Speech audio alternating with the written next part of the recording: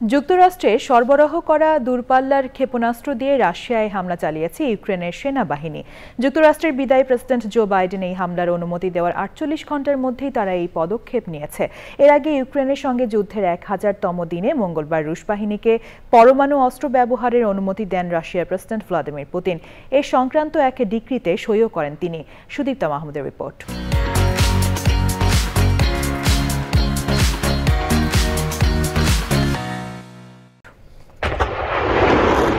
মস্কোর প্রতিরক্ষা মন্ত্রণালয় এক বিবৃতিতে জানিয়েছে, রাশিয়ার ব্রায়ানস্ক অঞ্চলে চালানো একটি হামলায় যুক্তরাষ্ট্রের নির্মিত আর্মি ট্যাকটিক্যাল মিসাইল সিস্টেম ব্যবহার করেছে ইউক্রেন।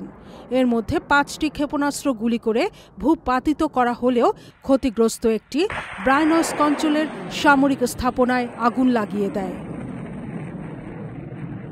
ইউক্রেনের সামরিক বাহিনী জানায়, তারা রাশিয়ার ব্রায়ানস্ক এলাকায় একটি গোলাবারুদের গুদামেও হামলা চালিয়েছে। ইউক্রেন যে দূরপাল্লার ক্ষেপণাস্ত্র দিয়ে হামলা চালাতে পারে সে আশঙ্কা আগেই করেছিল রাশিয়া।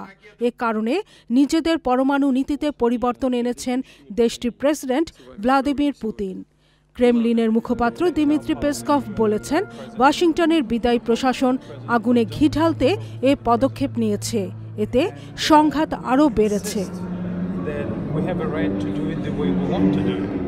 তবে হামলার বিষয় বিস্তারিত বলতে নারাজ ইউক্রেনের প্রেসিডেন্ট ভলোদিমির জেলেনস্কি।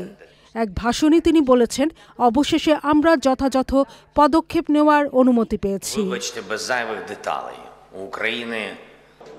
ইউক্রেনের পাশাপাশি উদ্বেগে রয়েছে ওয়াশিংটনও।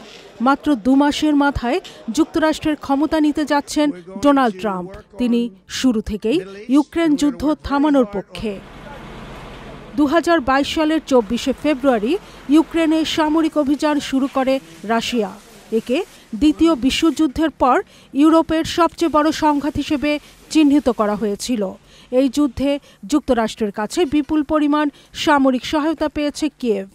তার মধ্যে ছিল দূরপাল্লার ক্ষেপণাস্ত্র। কিছুদিন আগেই এসব ক্ষেপণাস্ত্র দিয়ে রাশিয়ার ভূখণ্ডে হামলা চালানোর অনুমতি দিয়েছেন যুক্তরাষ্ট্রের বিদায়ী president Joe Biden. Sudipta Mahmud, channel I.